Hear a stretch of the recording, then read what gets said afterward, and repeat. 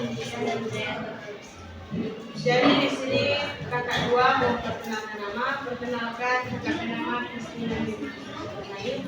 Perkenalkan, Kak bernama Gabriela Desimojo, biasa dipanggil Kak Ina. Jadi adik-adik, hari ini kita mau meminta waktu sedikit untuk mendengarkan sosialisasi mengenai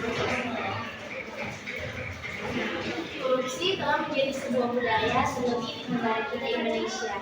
Korupsi seolah telah menjadi hal yang lumrah atau hal yang biasa yang dilakukan oleh masyarakat, baik itu dari anak-anak muda maupun sampai ke orang-orang tua. Akibatnya korupsi makin mengangkat kuat dan perlahan menjadi sebuah kebiasaan yang tentunya merupakan kebiasaan yang buruk. Nah, sebenarnya apa sih itu korupsi? Nah, korupsi adalah tindakan menguntungkan diri sendiri dan orang lain yang bersifat busuk, jahat, dan merusak karena merugikan negara dan masyarakat luas. Korupsi terjadi sebagai pertemuan antara niat dan kesempatan. Nah, korupsi ini disebabkan oleh dua faktor, yaitu faktor internal atau faktor yang berasal dari dalam diri pribadi seseorang. Faktor ini mencakup tekanan, keserakahan, kebutuhan, dan pendapatan yang tidak mencukupi. Kemudian faktor eksternal, yaitu merupakan faktor penyebab orang melakukan korupsi atas dorongan atau pengaruh dari pihak luar. Faktor eksternal ini dapat mencakup kesempatan, kedekatan terhadap kelompok yang memiliki kekuatan politik yang kuat, kurang adanya sikap keteladanan kepemimpinan, dan tidak adanya kultur organisasi yang benar. Nah, korupsi ini memiliki ciri-ciri. Yang pertama, selalu melibatkan lebih dari satu orang. Yang kedua, biasanya dilakukan dengan kerahasiaan. Yang ketiga, melibatkan pihak yang saling menguntungkan dan menjaga kewajiban. Yang keempat, oknumnya sering berasal dari pihak yang berkepentingan. Dan yang terakhir, tiap tindakan korupsi adalah pengkhianatan kepercayaan.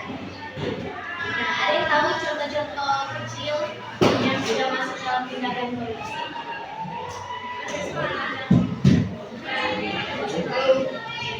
Nah, ada beberapa tindakan yang tanpa orang sadari mungkin sudah orang lakukan.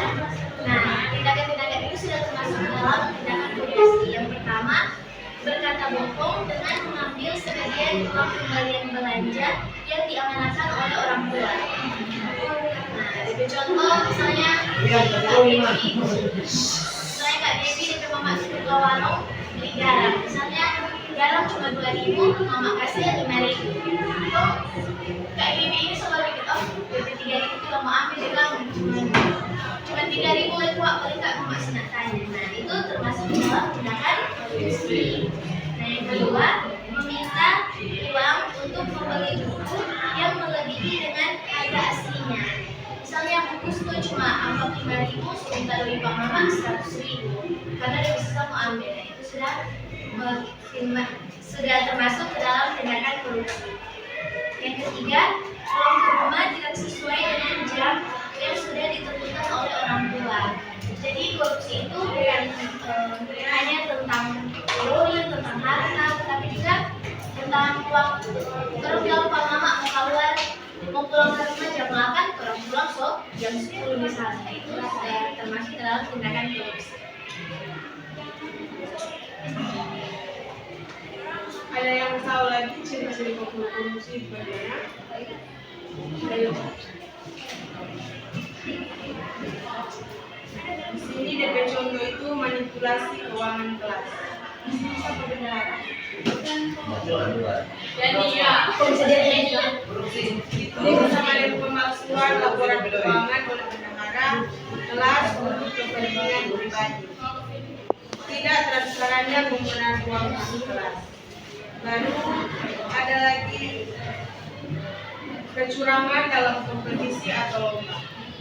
Membayar orang lain untuk menyelesaikan tugas lomba dan memanfaatkan hubungan dengan juri untuk memenangkan kompetisi. Misalnya kalau ada lomba di sekolah, siapa suka berjuara menggunakan apa dan supaya memenangkan. Berikut mengambil barang milik teman tanpa izin.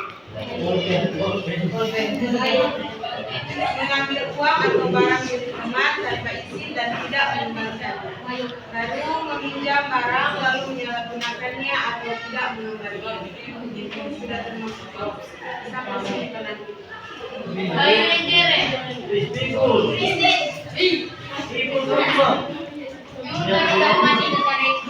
jadi semua itu yang boleh. Jadi orang mencegah korupsi itu dengan cara edukasi karakter, pengawasan, saling tegas dan peningkatan literasi anti korupsi. Mengajarkan kejujuran, tanggung jawab dan integritas sejak dini. Memberikan konsekuensi yang mendidik bagi siswa yang terlibat pelaku tidak jujur. Memberikan pemahaman kepada siswa tentang dampak buruk perilaku korupsi, baik skala kecil maupun skala besar. Dampak yang ada yang akan terjadi pada kita jika melakukan korupsi, yaitu hilangnya kejujuran. Siswa yang terbiasa melakukan tindakan curang, seperti mencontek atau memalsukan dokumen, akan kehilangan nilai-nilai kehidupan. Sama sih pernah jadi Iya cerita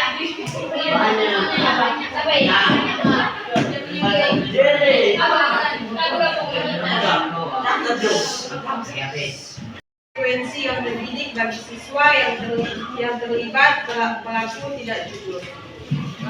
Memberikan pemahaman kepada siswa tentang dampak buruk perilaku korupsi, baik skala kecil maupun skala besar. Dampak yang ada yang akan terjadi pada kita jika melakukan korupsi, yaitu hilangnya kejujuran. Siswa yang terbiasa melakukan tindakan curang, seperti mencontek atau memalsukan dokumen, akan kehilangan nilai-nilai kehidupan. Sama sih pernah jadi Iya cerita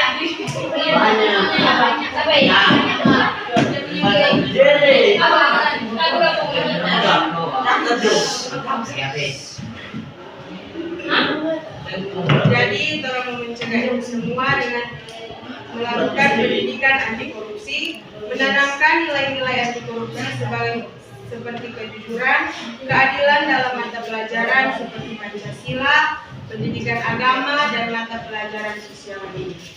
Yang berikut sosialisasi anti korupsi seperti katakan melakukan sosialisasi anti korupsi kepada siswa, guru, dan staf sekolah untuk meningkatkan pemahaman tentang anti korupsi dan Sekian materi yang bisa Kak sampaikan. Di sini ada yang mau bertanya. Banyak.